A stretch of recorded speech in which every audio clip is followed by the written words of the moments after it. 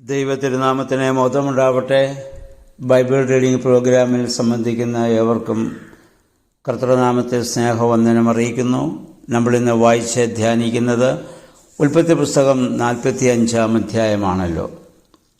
44-ാം അധ്യായത്തിൽ ഒരു പ്രാവശ്യം കൂടി ജോസഫ് തൻ്റെ സഹോദരന്മാരെ പരീക്ഷിച്ച് ബെഞ്ചമിനു വേണ്ടി യഹൂദ വാദിക്കുന്നതും താൻ അടിമയായിരിക്കുവാൻ അവിടെ തയ്യാറാകുന്നതുമായ സംഭവങ്ങളൊക്കെ നമ്മൾ കണ്ടു.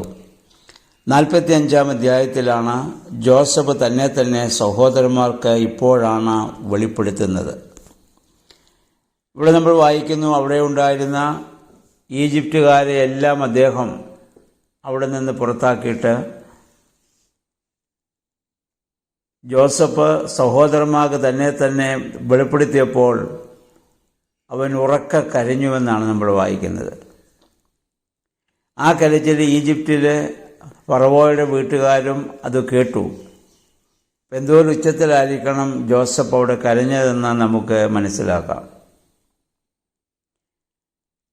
ഇവിടെ വാസ്തവത്തിൽ നമ്മൾ ചിന്തിക്കുക, ജോസഫ് ഇപ്പോൾ കരയേണ്ടവനാണോ സഹോദരന്മാരെ കരയിപ്പിക്കേണ്ടവനാണോ? ലോകപരമായി നമ്മൾ ചിന്തിക്കുകയാണെങ്കിൽ മാനുഷിക രീതി അനുസരിച്ച് കരയിപ്പിക്കുകയാണ് വേണ്ടത്. കാരണം തൻ്റെ സഹോദരന്മാർ തന്നെ ഒരുപാട് കരയിപ്പിച്ചതാണ്. അവർ കൊല്ലാൻ ഉദ്ദേശിച്ചതാണ്. മൂത്ത ജ്യേഷ്ഠൻ ഇടപെട്ടത് കൊണ്ട് മാത്രം മരിച്ചില്ല എന്ന് മാത്രം. അത് കഴിഞ്ഞൊരു അടിമയായി ദാസനായി തന്നെ വിറ്റുകളഞ്ഞതാണ്. അത്രമാത്രം തന്നെ ദ്രോഹിച്ച് കൊല്ലാൻ ശ്രമിച്ച സഹോദരന്മാർ തൻ്റെ മുമ്പിൽ വന്ന് നിൽക്കുമ്പോൾ ഇന്ന് ആ രാജ്യത്തിൻ്റെ എല്ലാ അധികാരവും ജോസഫിനുണ്ട്. ഫറവോ പറഞ്ഞത്, സിംഹാസനത്തിൽ മാത്രം ഞാൻ നിന്നേക്കാൾ വലിയവനാണ്. മോതിരം ജോസഫിൻ്റെ വിരലിലാണ്. അവൻ പറയുന്നതാണ് നിയമം, അവൻ ഇടുന്നതാണ് മുദ്ര. എല്ലാത്തിനുള്ള അവകാശം ജോസഫിനുണ്ട്. പക്ഷേ ജോസഫ് അവിടെ കരയിപ്പിക്കേണ്ടവൻ സ്വയം കരയുകയാണ്. അതാണ് ഒരു ദൈവപുരുഷൻ്റെ ലക്ഷണം എന്ന് പറയുന്നത്. ഇത് ദൈവം ജോസഫിന് നേരിട്ട് വെളിപ്പെടുകയോ അല്ലെങ്കിൽ അങ്ങനെ എന്തെങ്കിലും ജോസഫിന് പറയുന്നതായോ ജോസഫിൻ്റെ ജീവിതത്തിൽ നമ്മൾ കാണുന്നില്ല. പിതാക്കന്മാരുടെ കാലത്ത് അങ്ങനെ വെളിപ്പെടുത്തി കൊടുത്തിട്ട് പോലും അവർക്ക് പലപ്പോഴും പാളിച്ചകൾ സംഭവിച്ചത് നമ്മൾ കണ്ടതാണ്. പക്ഷേ ജോസഫ് അപ്രകാരം അദ്ദേഹത്തിന് ജീവിക്കാൻ സാധിക്കുന്നു. അദ്ദേഹത്തിൻ്റെ ജീവിത അനുഭവങ്ങളിലൂടെ അദ്ദേഹം ഒരുപാട് പാഠങ്ങൾ പഠിച്ചിട്ടുണ്ട്. അല്ലെങ്കിൽ താൻ മരിക്കേണ്ട സാഹചര്യത്തിൽ നിന്ന് സ്വപ്നം വ്യാഖ്യാനിക്കുള്ള കഴിവ് ദൈവം തന്ന് തന്നെ ഇത്രത്തോളം ഉയർത്തിയ ആ ദൈവത്തിൻ്റെ ആത്മാവ് വസിക്കുന്ന ഒരു മനുഷ്യന് ഇങ്ങനെ മാത്രമേ പ്രതികരിക്കാൻ സാധിക്കുകയുള്ളൂ. പക്ഷെ നമ്മൾ വായിക്കുന്ന ജോസഫ് തന്നെ വെളിപ്പെടുത്തിയപ്പോൾ സഹോദരന്മാരൊക്കെ ഭ്രമിച്ചു പോകുകയാണ്. അവരതിശയിച്ചു പോയി. അപ്പോൾ ജോസഫ് അവരോട് പറയുന്നതായ വാക്കുണ്ട്, നിങ്ങളല്ല എന്നെ ഇവിടെ അയച്ചത്. നിങ്ങളുടെ ജീവൻ നിലനിർത്താൻ ദൈവം നിങ്ങൾക്ക് മുന്നമേ എന്നെ ഇങ്ങോട്ട് അയച്ചതാണ്.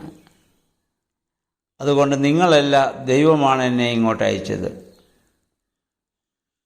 പ്രിയമുള്ളവരെ, നമ്മളെ വേദനിപ്പിച്ചിട്ടുള്ളവരും നമുക്ക് ദ്രോഹം ചെയ്തിട്ടുള്ളവരും നമ്മെ ഉപദ്രവിച്ചിട്ടുള്ളവരെ കാണുമ്പോൾ നിങ്ങളല്ല അതിന് കാരണം, ദൈവഹിതമാണ് എന്നിലിപ്പോൾ സംഭവിക്കുന്നതെന്ന് എപ്പോൾ നമുക്ക് പറയാൻ സാധിക്കുന്നുവോ അപ്പോഴാണ് നമ്മൾ നീതിമാന്മാരും നീതിമതികളും വിശ്വാസികളുമാകുന്നത്.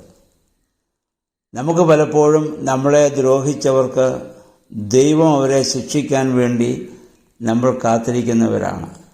അങ്ങനെ ഒരു മനോഭാവം നമുക്കുണ്ടെങ്കിൽ അതൊരിക്കലും ദൈവികമല്ല. ദൈവം അവരോടും ക്ഷമിക്കണം എന്ന് പറയാൻ നമുക്ക് സാധിക്കുമ്പോഴാണ് നമ്മൾ യഥാർത്ഥ വിശ്വാസികളായി മാറുന്നത്. ഇവിടെയാണ് ജോസഫ് ഒരു ഉത്തമനായ ക്രൈസ്തവൻ്റെ, പുതിയ നിയമത്തിലൊരു ക്രൈസ്തവ വിശ്വാസി എന്തായിരിക്കണം എന്നുള്ളതിന് ഉത്തമ ഉദാഹരണമാണ് ജോസഫ്. നമ്മുടെ കർത്താവായ യേശു ക്രിസ്തുവിൻ്റെ എല്ലാ സ്വഭാവങ്ങളും ജോസഫിൽ നമുക്ക് കാണാൻ സാധിക്കുന്നുണ്ട്. തന്നെ ക്രൂശിച്ചവരെ നോക്കി, പിതാവേ, ഇവർ ചെയ്യുന്ന എന്തെന്നറിയായികയാൽ ഇവരോട് ക്ഷമിക്കണമേ എന്ന് നമ്മുടെ കർത്താവ് പിന്നീട് പ്രാർത്ഥിച്ചു. ഇതന്നെ ജോസഫിൽ നമുക്ക് കാണാൻ സാധിക്കുന്നുണ്ട്. അവൻ പറഞ്ഞു, നിങ്ങളല്ല എന്നെ ഇവിടെ അയച്ചത്, നിങ്ങളുടെ ജീവൻ നിലനിർത്താൻ വേണ്ടി ദൈവം എന്നെ അയച്ചു എന്നാണ്. എന്നെ ഇവിടെ ദൈവം ആ ഫറവോയ്ക്ക് പിതാവും അവൻ്റെ വീടിന് നാഥനും ഈജിപ്റ്റ് ദേശത്തിന് അധിപനുമാക്കിയിരിക്കുകയാണ്. പക്ഷേ അവിടെ എല്ലാം ജോസഫ് എത്രമാത്രം വിനയപ്പെടാമോ അത്രമാത്രം വിനയപ്പെട്ട് ദൈവത്തിന് തന്നെ പൂർണ്ണമായി അവിടെ സമർപ്പിച്ചു. എന്നിട്ട് അദ്ദേഹം ആവശ്യപ്പെടുന്ന എത്രയും വേഗം എൻ്റെ അപ്പൻ ഇവിടെ കൊണ്ടുവരണം, എനിക്ക് എൻ്റെ അപ്പനെ കാണണം. അങ്ങനെ എന്നിട്ട് നിങ്ങളിവിടെ വന്നിട്ട് അവിടെ ആ പ്രദേശത്തെ ഏറ്റവും സമൃദ്ധമായ ദേശത്ത് നിങ്ങൾക്ക് താമസിക്കാനുള്ള സൗകര്യം ഞാൻ നിങ്ങൾക്ക് ചെയ്തു തരാം, ഗോഷേനിൽ. ഇന്നിപ്പോൾ ആ ഫറവോ രാജാവിന് എന്നോടുള്ള താല്പര്യവും എനിക്കുള്ള ഇവിടെയുള്ള സ്വാധീനവും നിങ്ങൾക്കറിയാമല്ലോ. നിങ്ങൾ ഭയപ്പെടേണ്ട, നിങ്ങൾ ധൈര്യമായിട്ട് പോവുക. നിങ്ങളുടെ കുഞ്ഞുമക്കളും നിങ്ങളുടെ ആടുമാടുകളും നിങ്ങൾക്കുള്ളതെല്ലാം ഇങ്ങി പോരട്ടെ.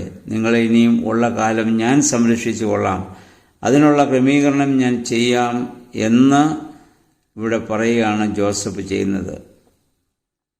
അപ്പം എന്നിട്ട് അദ്ദേഹം അവരെ അവിടുന്ന് പറഞ്ഞു വിടുന്നു. നമുക്ക് പറഞ്ഞു, അദ്ദേഹം ബെഞ്ചമിനെ കെട്ടിപ്പിടിച്ച് അവിടെ കരയുന്നുണ്ട്.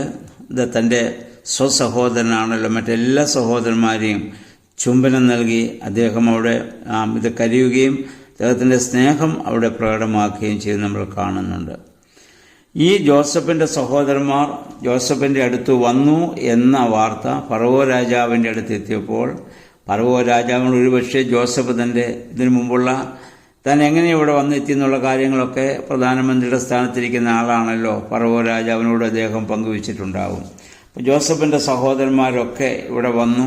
ജോസഫ് അവരെ തന്നെ വെളിപ്പെടുത്തുന്ന പറയുമ്പം ഫറവോ രാജാവും അവൻ്റെ ദാസന്മാരൊക്കെ ഏറെ സന്തോഷിക്കുകയാണ്. കാരണം അത്രമാത്രം അവർ ജോസഫിനെ സ്നേഹിക്കുകയും അവനെ കരുതുകയും ചെയ്യുന്നവരാണ്. ഒരു വിശുദ്ധ ജീവിതം നയിക്കുന്ന മനുഷ്യനാണെന്ന് ഫറവോയ്ക്കറിയാം. ഈ ജോസഫ് മുഖാന്തരമാണ് ഇപ്പോൾ തൻ്റെ രാജ്യം അഭിവൃദ്ധിയിലേക്ക് വന്നിരിക്കുന്നതെന്നും എല്ലാ അനുഗ്രഹങ്ങളും ഈ ഫറവോ രാജാവും അനുഭവിച്ചുകൊണ്ടിരിക്കുകയാണല്ലോ. ദേശം മുഴുവൻ ക്ഷാമത്തിലായിരിക്കുമ്പോൾ ജോസഫിലൂടെ ദൈവം പ്രവർത്തിച്ച് തൻ്റെ രാജ്യത്തെ ആ ക്ഷാമത്തിൽ നിന്ന് ദൈവം സംരക്ഷിച്ച അനുഭവം ഫറവോ രാജാവിൻ്റെ ജീവിതത്തിൽ ഉണ്ടായിക്കൊണ്ടിരിക്കുകയാണ്. അപ്പം ആ ഫറവോ രാജാവ് അവരോട് പറയുന്നു, നിങ്ങൾ കാര്യം ചെയ്ത് നിങ്ങളുടെ അപ്പനെ വിളിച്ചുകൊണ്ട് പോവാ. എന്നിട്ട് അദ്ദേഹം തന്നെ രഥം അവർക്ക് അപ്പനെ കൊണ്ടുവരുവാൻ തക്കവണ്ണം അവിടെ കൊടുത്തു വിടുകയാണ്. രാജകീയമായി ജോസഫിൻ്റെ അപ്പനെ യാക്കോബിനെ കൊണ്ടുവരുവാനുള്ള ക്രമീകരണം ദൈവം ചെയ്യുകയാണ്. ഇപ്പോൾ യാക്കോബിൻ്റെ ജീവിതത്തിലും ഇനിയൊരു പുതിയ അനുഭവത്തിലേക്ക് അദ്ദേഹവും പ്രവേശിക്കാൻ പോകുകയാണല്ലോ. അങ്ങനെ പുതിയ വസ്ത്രങ്ങളൊക്കെ അവർക്ക് നൽകി അവർക്ക് ആവശ്യമായ എല്ലാം കൊടുത്തു. ബെഞ്ചമിന് 300 വെള്ളിക്കാശും വെള്ളി നാണയവും കൊടുത്ത് അവരെ അവിടെ നിന്ന് യാത്ര അയക്കുകയാണ്. പോകുന്ന വഴിക്ക് ഒരു കാര്യം കൂടി ജോസഫ് സഹോദരന്മാരോട് പറയുന്നു, വഴിക്ക് വെച്ച് നിങ്ങൾ സണ്ട കൂടരുത്.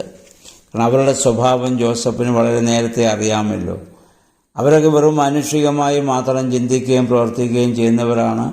അങ്ങോട്ടും ഇങ്ങോട്ടും പറഞ്ഞ് അവർ ചില കാര്യങ്ങളിലൊക്കെ തർക്കങ്ങളും കലഹങ്ങളൊക്കെ ഉണ്ടാകാൻ സാധ്യതയുണ്ട്.